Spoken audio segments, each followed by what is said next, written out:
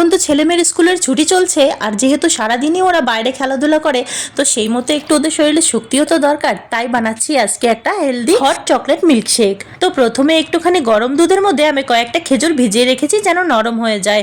10 minute ভিজানোর পর তারপর আমি ভালো করে পেস্ট করে নিয়েছি যেন একদম মিহি হয়ে যায়, মুখে যেন না লাগে খেজুরটা। পরে একটা গ্যাসের ওপর তাওয়া বসিয়ে একে একে সবকিছু দিয়ে দিলাম। সেই মিক্সটা দেওয়ার পর এখানে 1.5 কাপ মতো আমি দুধ অ্যাড করেছি, যেহেতু আমার দুটো বাচ্চা খাবে তাই। আর এখানে কিছুটা চকলেট পাউডার দিয়েছি, আর দিয়েছি 1 টুকরো ডার্ক চকলেট। তারপরে সবকিছু ভালো করে মিক্স করে একটা বয়েল আসার পর নামিয়ে নিয়ে ওদের দিয়ে দিলাম। शुभम इशिता 1 मिनट के लिए ऊपर आओ। এখানে কিন্তু কোনো রকম চিনি অ্যাড করার দরকার নেই, এটা খেজুরের জন্যই কিন্তু মিষ্টি হয়ে যাবে। তো চলো বানিয়ে খাও, আর রেসিপিটি কেমন লাগলো অবশ্যই আমাকে জানিয়ে যাও। তো চলো আজকে টাটা, ভালো লাগলে সাবস্ক্রাইব করে সাথে থেকো, আবার কালকে দেখা হবে নতুন একটা ভিডিওতে। টাটা। मस्त था।